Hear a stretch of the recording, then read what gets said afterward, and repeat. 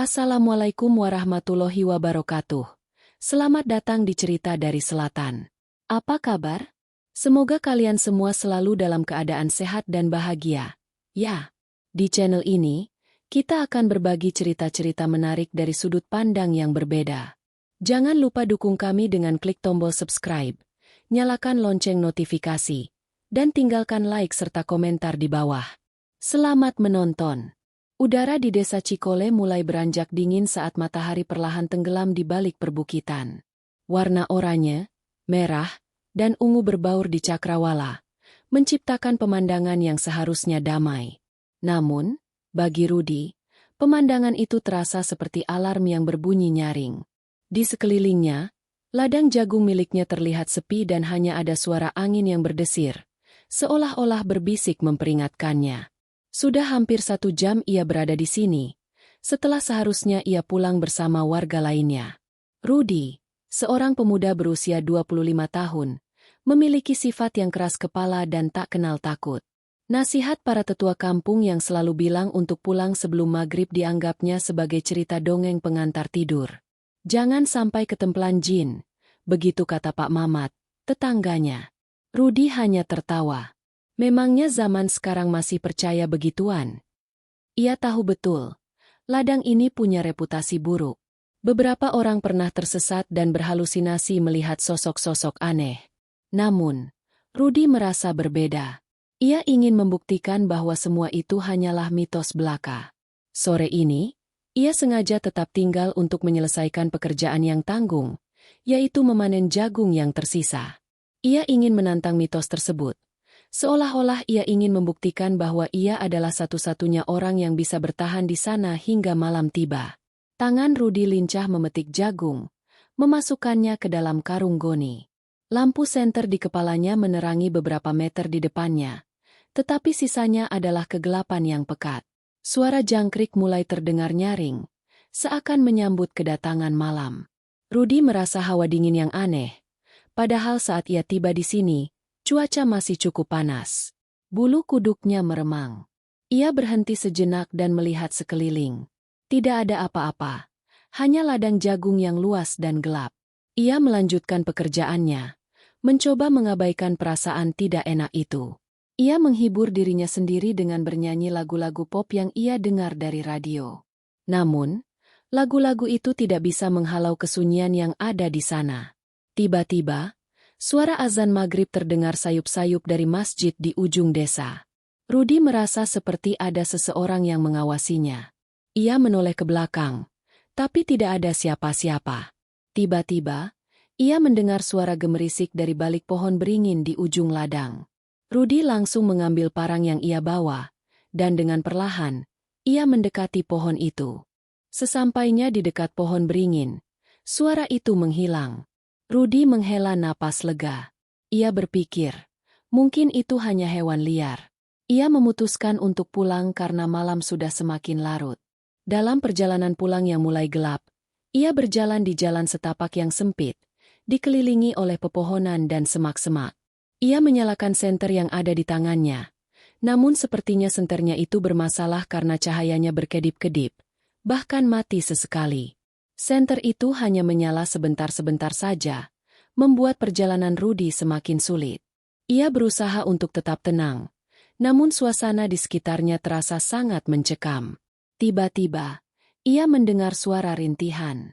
Ia berhenti berjalan dan mencari tahu asal suara itu. Suara rintihan itu terdengar samar, seperti suara orang tua yang kesakitan. Rudi memantapkan hatinya dan melangkahkan kakinya perlahan ke arah suara itu berasal. Setelah berjalan beberapa meter, ia melihat seorang kakek tua tergeletak di tengah jalan setapak. Kakek itu tampak mengenakan pakaian tradisional Jawa, lengkap dengan kain sarung dan blangkon. Wajahnya dipenuhi keriput dan jenggotnya panjang, hampir menyentuh dada.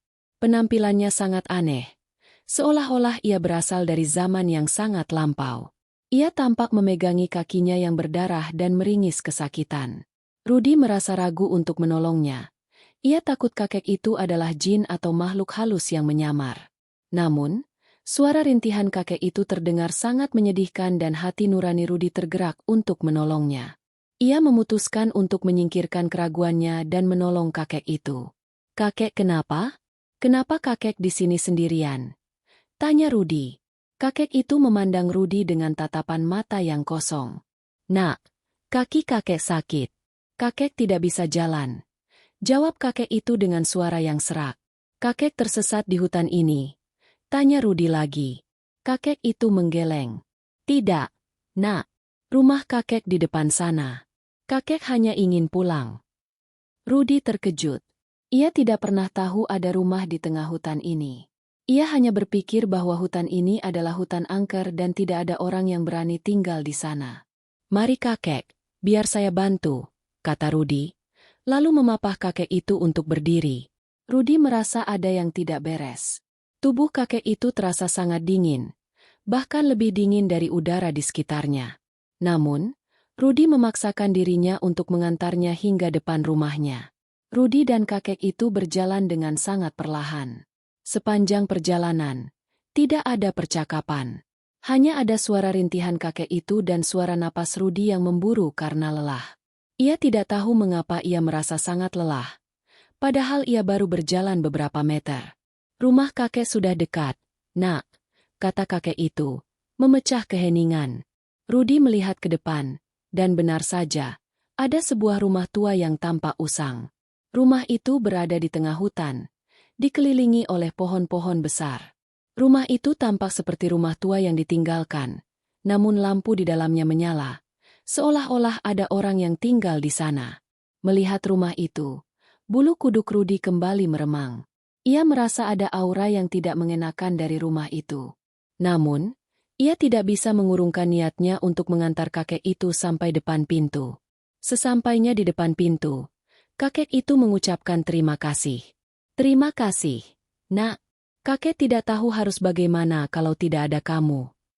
"Sama-sama, kakek. Saya pamit dulu," kata Rudi. Ia ingin segera pergi dari tempat itu. Namun, kakek itu menahannya. "Tunggu, nak. Kakek punya sesuatu untukmu.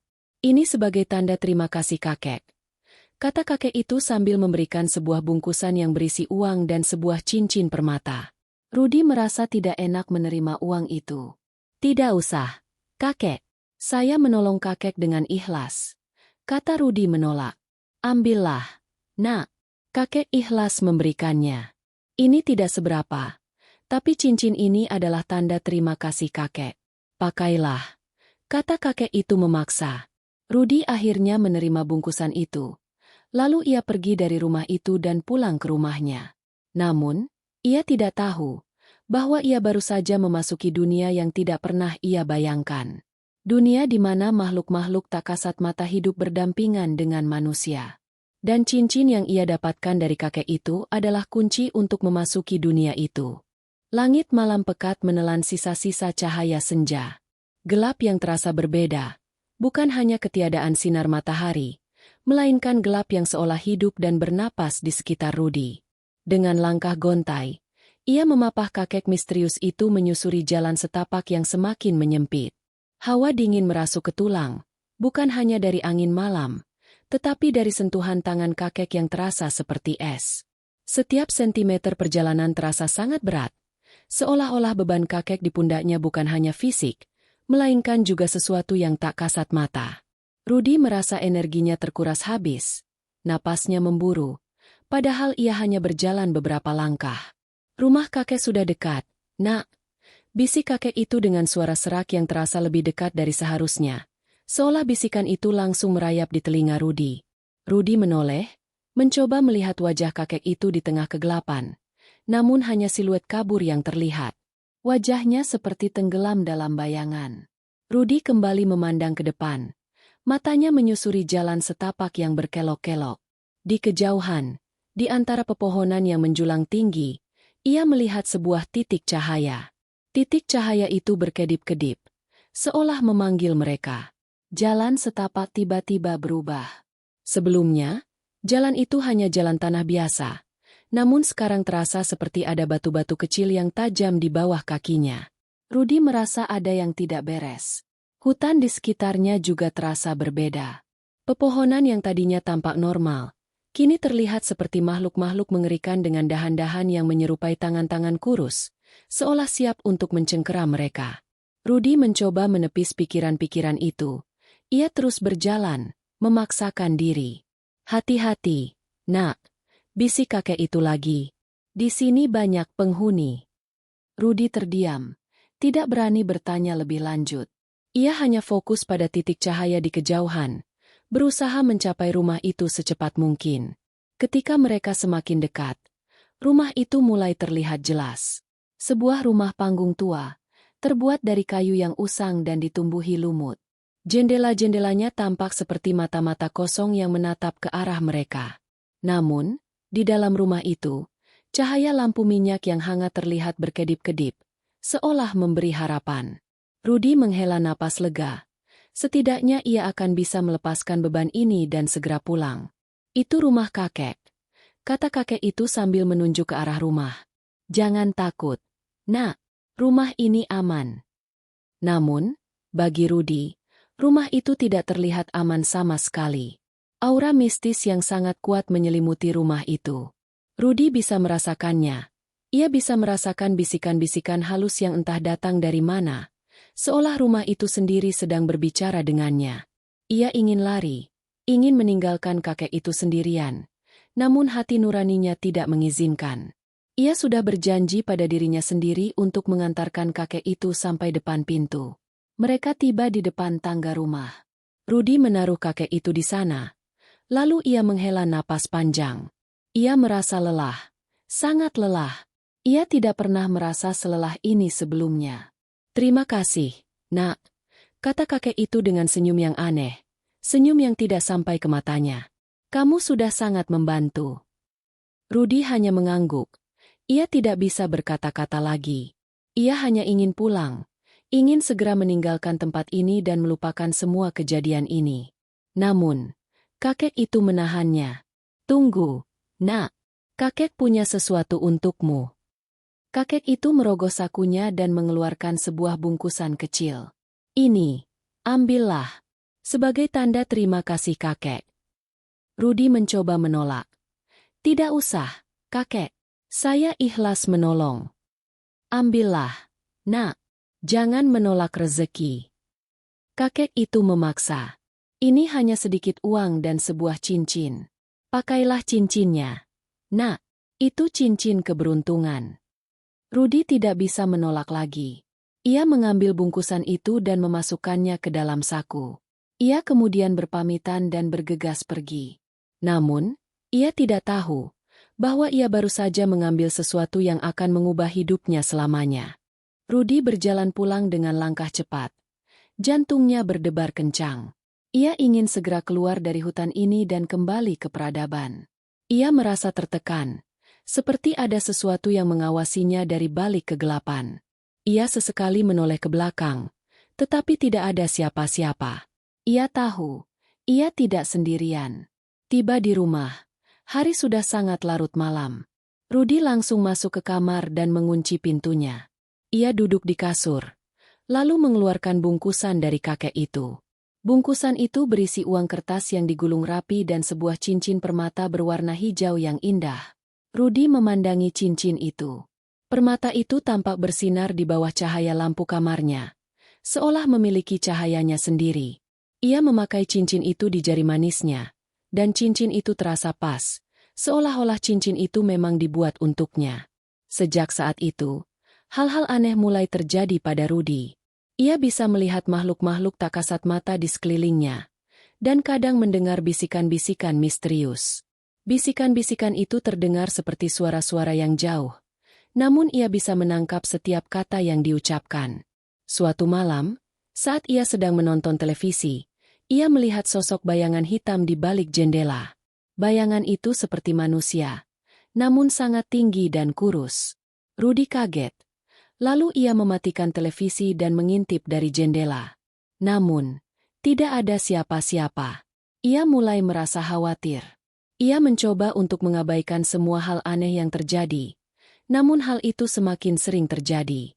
Ia mulai bisa melihat sosok-sosok aneh di jalan, di pasar, bahkan di rumahnya sendiri. Ia mulai merasa seperti orang gila. Suatu sore, ia pergi ke pasar untuk membeli beberapa barang. Saat ia berjalan di tengah keramaian, ia melihat seorang nenek-nenek tua duduk di pinggir jalan. Nenek itu tampak memegang mangkuk dan meminta-minta. Rudi merasa kasihan dan memberinya beberapa uang. "Terima kasih, Nak," kata nenek itu. "Semoga kamu diberkati." Namun, Rudi melihat sesuatu yang aneh. Ia melihat bayangan hitam di belakang nenek itu. Bayangan itu tampak seperti makhluk yang mengerikan, dengan mata merah yang menyala. Rudi terkejut. Ia mengucek-ucek matanya, tetapi bayangan itu tidak menghilang. Ia mencoba bertanya pada nenek itu. "Nek, itu siapa di belakang nenek?" Nenek itu memandang Rudi dengan tatapan kosong. "Apa yang kamu bicarakan, Nak?" Rudi menyadari bahwa nenek itu tidak bisa melihat bayangan itu. Ia mulai panik. Ia lari dari tempat itu secepat mungkin. Ia merasa ketakutan. Ia merasa seperti ia telah masuk ke dalam dunia yang tidak pernah ia bayangkan. Ia mulai menyadari, cincin yang ia pakai adalah penyebab semua ini. Ia mencoba melepaskannya, tetapi cincin itu terasa seperti menempel di jarinya. Ia menariknya dengan sekuat tenaga. Tetapi cincin itu tidak bergeming. Cincin itu terasa seperti bagian dari dirinya, dan ia tidak bisa melepaskannya. Rudi merasa putus asa. Ia tahu, ia harus melakukan sesuatu. Ia tidak bisa terus hidup seperti ini. Ia harus menemukan cara untuk melepaskan cincin ini, dan mengembalikan hidupnya yang normal. Ia tidak tahu harus mulai dari mana, tetapi ia tahu, ia harus mulai. Ia harus mencari tahu apa sebenarnya yang terjadi pada dirinya. Ia harus mencari tahu siapa sebenarnya kakek misterius itu, dan mengapa ia memberinya cincin ini. Ia harus mencari tahu apa sebenarnya kesepakatan aneh yang ia buat dengan kakek itu. Sejak Rudi memakai cincin permata hijau yang diberikan oleh kakek misterius itu, hidupnya berubah 180 derajat.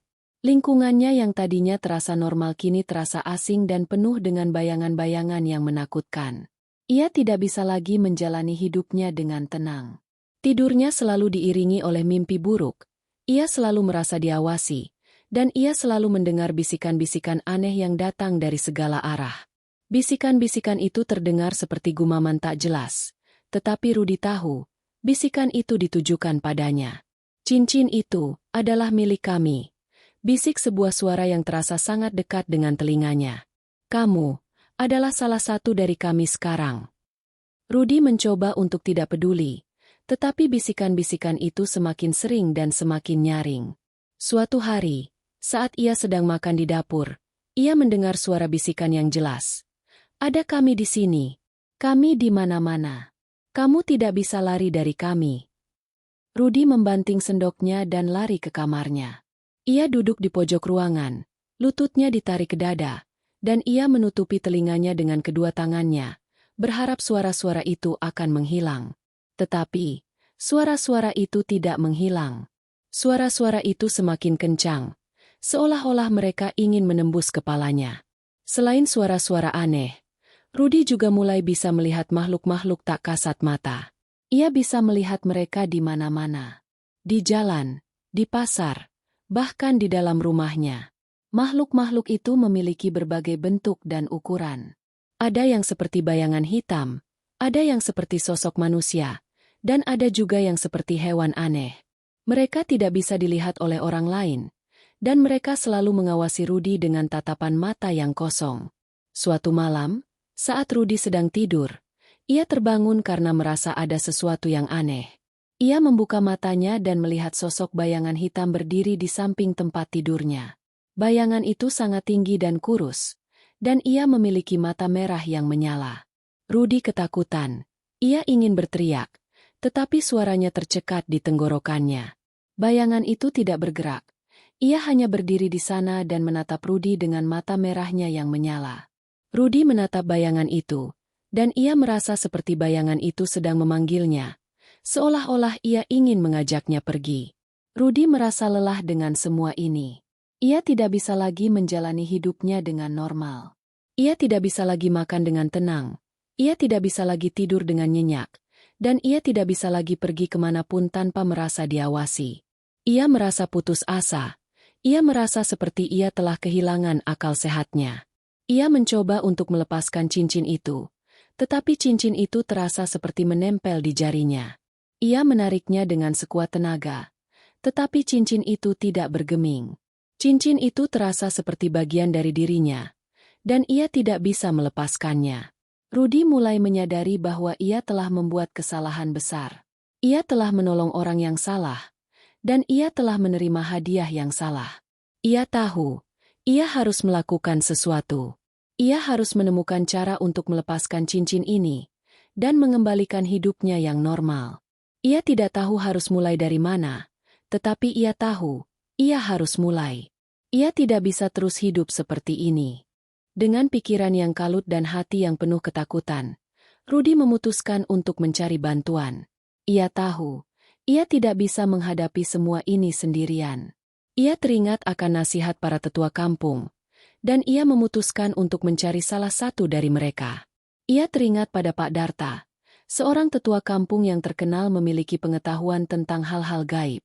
Pak Darta adalah seorang yang bijaksana dan dihormati oleh semua orang di kampung. Rudy berharap Pak Darta bisa membantunya. Rudy berjalan ke rumah Pak Darta yang berada di ujung desa. Rumah Pak Darta adalah rumah yang sederhana, terbuat dari kayu dan bambu. Namun, rumah itu terasa sangat damai, seolah-olah aura ketenangan menyelimuti rumah itu. Rudy menghela napas lega. Ia merasa sedikit tenang.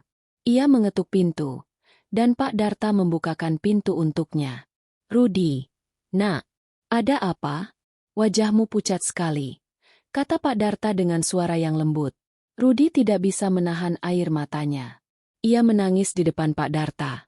"Pak, saya tidak tahu harus berbuat apa. Ada hal aneh yang terjadi pada saya." Pak Darta menepuk pundak Rudy. "Masuklah, nak. Ceritakan semuanya padaku." Rudy masuk ke dalam rumah Pak Darta, dan ia menceritakan semua kejadian yang ia alami, mulai dari pertemuannya dengan kakek misterius itu, hingga cincin yang ia dapatkan dan hal-hal aneh yang terjadi padanya. Pak Darta mendengarkan dengan seksama. Ia tidak mengatakan apa-apa. Ia hanya menatap Rudy dengan mata yang penuh perhatian. Setelah Rudy selesai bercerita, Pak Darta terdiam sejenak. Ia kemudian memandang Rudy, dan matanya memandang jari manis Rudy, tempat cincin permata hijau itu melingkar. "Jadi, kamu menolong seorang kakek di hutan, dan dia memberimu cincin ini?" tanya Pak Darta. Rudy mengangguk. Pak Darta menghela napas panjang. Ia mengambil beberapa lembar daun sirih, dan ia mulai merapalkan mantra-mantra. Ia kemudian mengambil cincin Rudy, dan ia menaruhnya di atas daun sirih. Cincin itu tiba-tiba bersinar, dan cahaya hijau yang sangat terang keluar dari permata itu. Rudy kaget, dan ia mencoba untuk mengambil cincin itu, tetapi Pak Darta menahannya. "Nak, jangan sentuh cincin itu. Itu bukan cincin biasa," kata Pak Darta. "Cincin itu adalah cincin bunian." Rudy terkejut. "Bunian? Apa itu, Pak?" Pak Darta menjelaskan bahwa bunian adalah makhluk gaib yang hidup di alam lain. Mereka memiliki peradaban dan kehidupan yang mirip dengan manusia, tetapi mereka tidak bisa dilihat oleh manusia biasa. Namun, ada beberapa orang yang bisa melihat mereka, dan orang-orang itu biasanya memiliki keturunan bunian atau memiliki ikatan dengan mereka. "Cincin yang kamu pakai, itu adalah cincin kutukan," jelas Pak Darta. "Cincin itu bisa membuatmu melihat dunia mereka, tetapi juga mengikatmu ke dalam dunia mereka. Kamu tidak akan bisa lepas dari mereka, kecuali kamu mengembalikan cincin itu." Rudy ketakutan. "Bagaimana caranya, Pak? Saya sudah mencoba melepaskannya, tapi cincin itu tidak mau lepas." Pak Darta menjelaskan bahwa cincin itu hanya bisa dilepaskan jika Rudy sendiri yang ingin mengembalikannya. Rudy harus kembali ke tempat ia bertemu dengan kakek itu, dan ia harus menemukan rumah kakek itu. Jika ia berhasil mengembalikan cincin itu, maka ia akan bebas dari kutukan itu. Tetapi jika ia gagal, maka ia akan selamanya terperangkap di antara dua dunia. Rudy terdiam. Ia merasa putus asa. Ia tahu, ia harus kembali ke hutan itu. Ia harus menghadapi ketakutannya dan mengembalikan cincin itu. Ia tidak tahu apa yang akan ia hadapi, tetapi ia tahu, ia harus melakukannya. Ia harus mengembalikan hidupnya yang normal. Nak, kamu harus berani. Kamu harus kuat, kata Pak Darta. Perjalanan ini tidak akan mudah, tetapi kamu harus melakukannya. Ini satu-satunya cara untuk melepaskan dirimu. Rudi mengangguk. Ia tahu, ia tidak punya pilihan lain. Ia harus kembali ke hutan itu, ia harus mencari kakek bunian itu, dan ia harus mengembalikan cincin kutukan itu. Ia harus mengakhiri semua ini. Ia harus mengakhiri semua hal aneh yang terjadi padanya. Ia harus mengakhiri semua ketakutan yang ia rasakan. Ia harus mengakhiri semua perubahan aneh yang terjadi padanya. Rudi kembali ke rumah dengan hati yang berat. Kata-kata Pak Darta terus terngiang-ngiang di kepalanya. Cincin itu adalah cincin kutukan. Mengikatmu ke dalam dunia mereka. Kamu harus mengembalikannya. Ia menatap cincin permata hijau yang melingkar di jari manisnya. Cincin itu tampak bersinar dengan cahaya yang aneh. Seolah-olah cincin itu hidup. Ia mencoba untuk melepaskannya lagi. Tetapi cincin itu tidak bergeming. Cincin itu terasa seperti menempel. Seperti bagian dari daging dan tulangnya. Rudi merasa putus asa. Ia tidak tahu harus berbuat apa. Ia tidak tahu bagaimana cara kembali ke hutan itu. Ia tidak tahu bagaimana cara menemukan rumah kakek bunian itu. Ia tidak tahu apa yang akan ia hadapi. Namun, ia tahu satu hal. Ia harus melakukannya. Ia tidak bisa hidup seperti ini. Ia tidak bisa terus-menerus merasa diawasi, mendengar bisikan-bisikan aneh, dan melihat makhluk-makhluk tak kasat mata. Ia harus mengambil kembali hidupnya yang normal. Keesokan harinya, Rudi memutuskan untuk kembali ke hutan. Ia menyiapkan segala sesuatu yang ia butuhkan, termasuk senter, parang, dan beberapa makanan. Ia berpamitan pada ibunya, dan ibunya tampak khawatir. Rudi, nak, mau kemana kamu? Kenapa wajahmu pucat sekali? Tanya ibunya. Tidak apa-apa, Bu. Rudi cuma mau ke ladang sebentar. Jawab Rudi berbohong. Ia tidak ingin ibunya khawatir. Rudi berjalan ke ladang tempat ia bertemu dengan kakek misterius itu. Matahari sudah mulai tenggelam, dan langit berubah menjadi oranye, merah, dan ungu. Rudi merasa deja vu. Ia merasa seperti ia kembali ke waktu itu. Ia berjalan di jalan setapak yang sama, melewati pohon-pohon yang sama, dan ia merasa hawa dingin yang sama. Ia merasa ketakutan, tetapi ia mencoba untuk tetap kuat. Ia terus berjalan, memaksakan diri. Ia tiba di tempat ia bertemu dengan kakek itu. Ia melihat sekeliling, tetapi tidak ada apa-apa. Ia mencoba untuk mengingat jalan yang ia lewati, tetapi jalan itu tampak berbeda. Ia mencoba untuk mengingat di mana rumah kakek itu berada, tetapi ia tidak bisa. Ia merasa panik. Ia merasa seperti ia telah masuk ke dalam labirin yang tidak ada jalan keluarnya. Ia merasa seperti ia telah masuk ke dalam perangkap. Tiba-tiba, ia mendengar suara tawa. Tawa itu terdengar seperti suara anak-anak yang sedang bermain, tetapi tawa itu sangat mengerikan. Rudi menoleh ke belakang, dan ia melihat beberapa sosok kecil berdiri di balik pohon. Mereka tampak seperti anak-anak, tetapi mereka memiliki mata merah yang menyala. Mereka tidak bergerak. Mereka hanya berdiri di sana dan menertawakan Rudi. Rudi ketakutan. Ia lari dari tempat itu secepat mungkin. Ia terus berlari, tetapi ia merasa seperti ia tidak bergerak sama sekali. Ia merasa seperti ia berlari di tempat yang sama. Ia merasa seperti ia sedang dikelilingi oleh hutan itu. Ia merasa seperti hutan itu sedang bergerak, mengubah bentuknya. Ia merasa seperti ia sedang dipermainkan.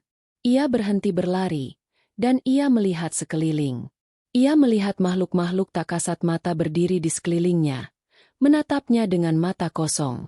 Mereka tampak seperti para bunian, makhluk yang diceritakan Pak Darta. Dia datang. Bisik salah satu makhluk. Dia kembali. Bisik yang lain. Rudi merasa putus asa. Ia tahu, ia telah masuk ke dalam perangkap. Ia tahu, ia tidak bisa lari dari mereka. Ia tahu, Ia harus menghadapi mereka. Ia harus mengembalikan cincin kutukan itu. Rudi memejamkan mata, mencoba menenangkan diri. Ia teringat akan nasihat Pak Darta. Kamu harus berani, kamu harus kuat. Ia membuka matanya, dan ia melihat sekeliling. Makhluk-makhluk tak kasat mata itu masih di sana, menatapnya. Rudi mengangkat tangannya, dan ia menunjukkan cincin permata hijau itu. Aku ingin mengembalikan ini, kata Rudi dengan suara yang gemetar. Aku ingin bertemu dengan kakek itu. Makhluk-makhluk itu tidak menjawab. Mereka hanya menatap Rudi dengan tatapan kosong. Rudi merasa putus asa. Ia tidak tahu harus berbuat apa. Ia mencoba untuk berbicara lagi, tetapi ia tidak bisa. Suaranya tercekat di tenggorokannya. Ia merasa seperti ada sesuatu yang mencekiknya.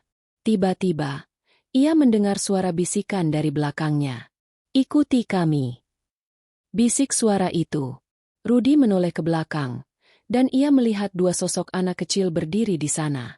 Mereka tampak seperti anak-anak bunian, dan mereka memiliki mata yang bercahaya hijau, sama seperti warna permata di cincin Rudi.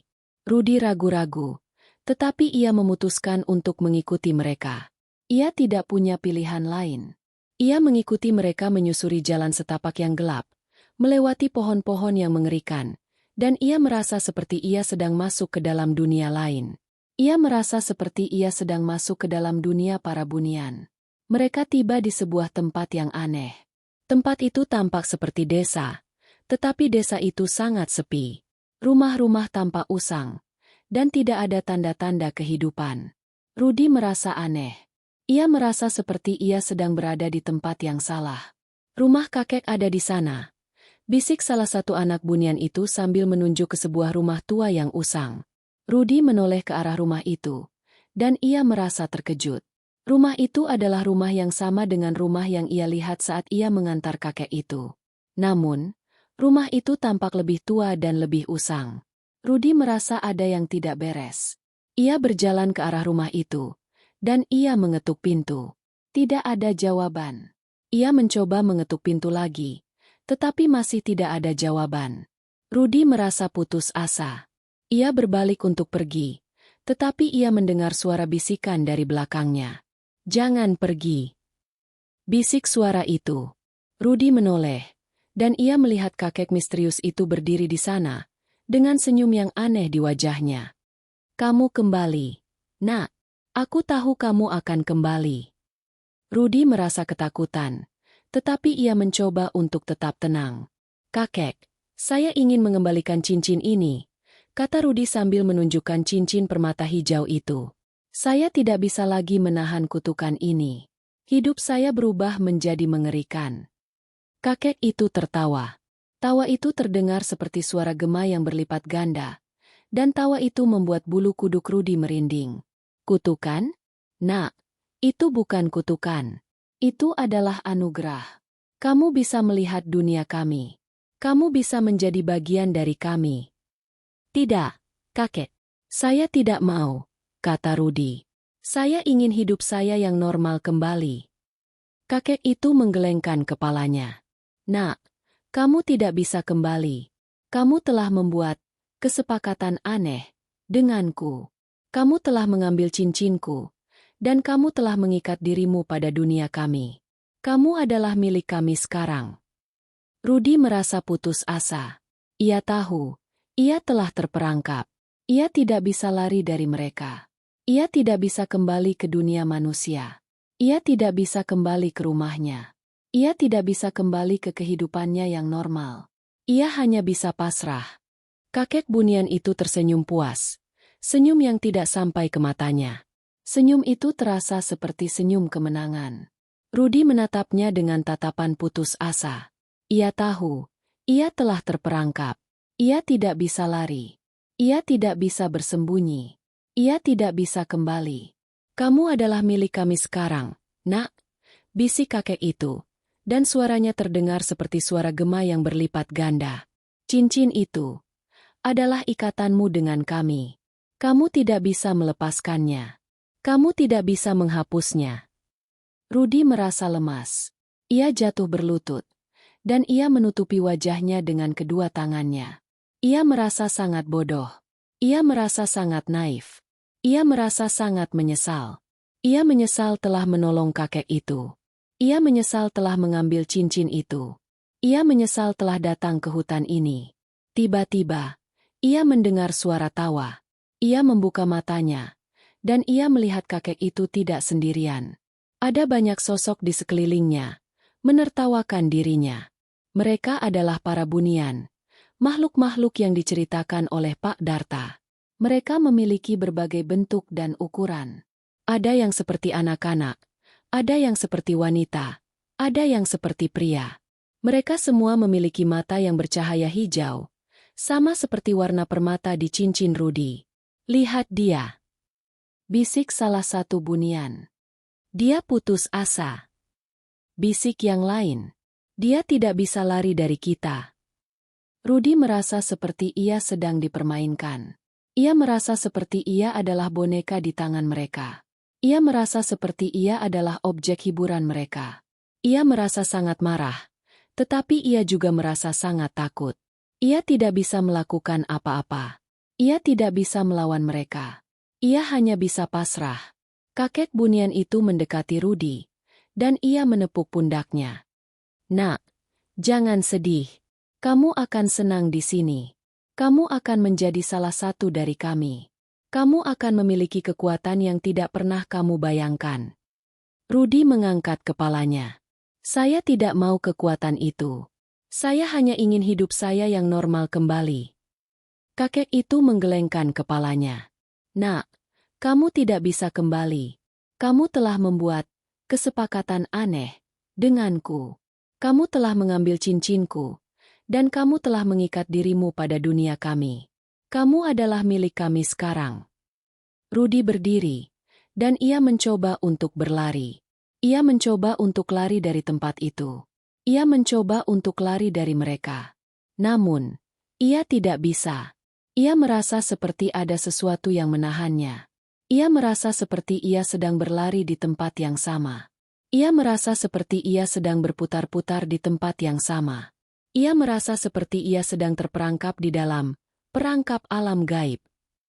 Kakek bunian itu tertawa. Tawa itu terdengar seperti suara gema yang berlipat ganda. Tidak ada jalan keluar. Nak, tidak ada. Rudy merasa putus asa. Ia tahu, ia telah kalah. Ia tahu, ia telah terperangkap selamanya. Ia tidak bisa kembali ke rumahnya. Ia tidak bisa kembali ke kehidupannya yang normal. Ia hanya bisa pasrah. Rudy terus berlari, tetapi ia tidak bisa. Ia merasa seperti ia sedang berlari di tempat yang sama. Ia merasa seperti ia sedang berputar-putar di tempat yang sama. Ia merasa seperti ia sedang terperangkap di dalam perangkap alam gaib. Ia melihat sekeliling, dan ia melihat para bunian itu mengawasinya, menertawakannya. Mereka tampak seperti penonton yang sedang menonton sebuah pertunjukan. Dan Rudy adalah aktor utamanya. Ia merasa sangat lelah. Ia merasa sangat putus asa. Ia merasa sangat bodoh. Ia menyesal telah menolong kakek itu. Ia menyesal telah mengambil cincin itu. Ia menyesal telah datang ke hutan ini. Ia menyesal telah hidup. Rudy berhenti berlari, dan ia jatuh ke tanah. Ia tidak bisa bergerak. Ia merasa sangat lemas. Ia merasa seperti energinya telah habis. Ia merasa seperti jiwanya telah keluar dari tubuhnya. Ia merasa seperti ia telah mati. Kakek bunian itu mendekati Rudy, dan ia berjongkok di sampingnya. Nak, kamu tidak bisa lari dari kami. Kamu tidak bisa lari dari takdirmu. Kamu adalah milik kami sekarang. Kamu adalah bagian dari keluarga kami. Rudy memejamkan mata, dan ia mencoba untuk tidak mendengar. Ia mencoba untuk tidak melihat. Ia mencoba untuk tidak merasakan. Ia hanya ingin menghilang. Ia hanya ingin semua ini berakhir. Keesokan harinya, warga kampung mulai khawatir karena Rudy tidak pulang ke rumah. Mereka mencari Rudy di mana-mana, tetapi mereka tidak bisa menemukannya. Mereka mencari di ladang, di hutan, di desa, tetapi mereka tidak bisa menemukan Rudy. Mereka hanya menemukan jejak kaki Rudi yang berhenti di dekat ladang angker itu. Jejak kaki Rudi tampak seperti berhenti tiba-tiba, seolah-olah Rudi menghilang begitu saja. Warga kampung merasa sangat sedih. Mereka tahu, Rudi telah menjadi korban dari misteri ladang angker itu. Mereka tahu, Rudi telah terperangkap di dunia lain. Kisah ini menjadi pelajaran bagi seluruh warga kampung dan menjadi legenda tentang kakek bunian yang meminta pertolongan dan mengikat korbannya. Beberapa orang percaya bahwa Rudi telah meninggal. Beberapa orang percaya bahwa Rudi telah menjadi bunian.